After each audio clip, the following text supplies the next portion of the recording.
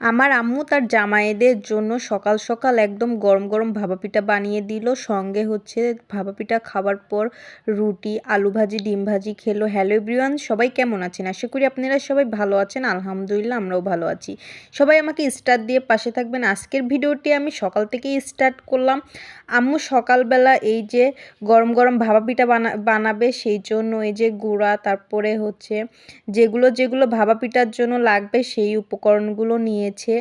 নারকেল ছিল, তারপরে গুড় আর আটাটা যেভাবে চেলে নেওয়া লাগে ওরকমভাবে চেলে নিয়েছে আটাটাও।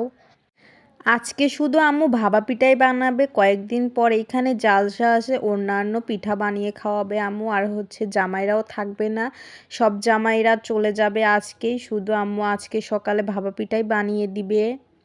আপনাদের ভাইয়াও আজকে থাকবে না, আপনাদের ভাইয়া দুপুরে খাওয়া দাওয়া করে বিকেলেই পাবনাতে চলে যাবে। সেই জন্য আম্মু এই যে ঘুম থেকে উঠেই সকাল সকালে এই যে ভাপা পিঠা বানাচ্ছিল। আছে কিন্তু ভাপা পিঠা আমার আম্মু বানাচ্ছে না, আম্মুর কথা বলতেছি ঠিকই, কিন্তু আম্মুই বানাতে গিয়েছিল। কিন্তু আমার ছেলে, আমার বোনের ছেলে প্রচুর দুষ্টামি করতেছিল, তাদের নাকি বেড়াতে নিয়ে যেতে হবে। আমার আম্মু তাদের নিয়ে ঘোরাঘুরি করতেছে আর আমার মেজো বোন এটা বানাচ্ছিল।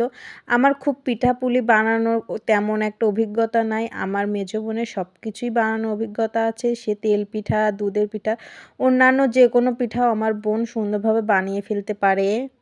আমার বোন কিন্তু মেঝো, আমি কিন্তু বড়, কিন্তু আমি বড় হয়েও কোনো পিঠাই বানাতে পারি না। আমার বোনই আমাকে আরও বানিয়ে ডাকে যে আপু আসো পিঠা খেয়ে যাও, পিঠা বানাবো আমি, আজকে আসো এরকম বলে। কিন্তু আমি তাকে পিঠা বানানোর পর বা পিঠা বানানোর আগে বলতে পারি না যে আসো পিঠা বানাবো।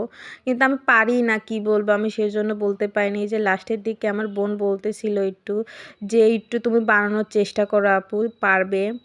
আমার বোন পিঠা বানানোর পরে আমি লাস্টের দিকে পিঠা বানিয়েছিলাম ভাপা পিঠা।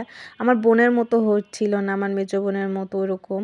আমার বোন বানানোর শেষে একদম লাস্টের দিকে আমি পিঠা বানিয়েছিলাম। আর এই যে ছেলে পেলে, একদিকে পিঠা বানানো হচ্ছে, একদিকে ছেলে পেলে এই যে পিঠাগুলো খাচ্ছে। আর আম্মু হচ্ছে মাটির চুলায় পিঠা বানাচ্ছিল।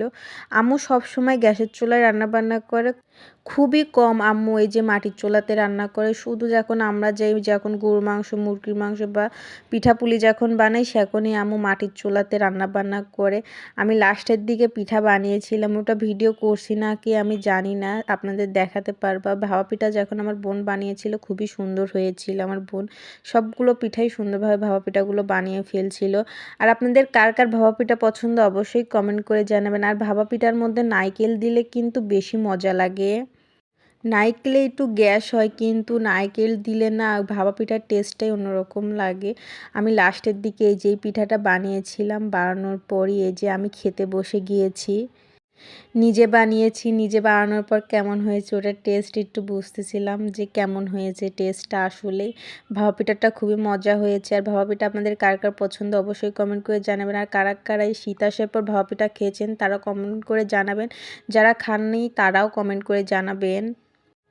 আর সবাই আমার ফেসবুক পেজ আর ইউটিউব চ্যানেলকে সাবস্ক্রাইব করে আসবেন।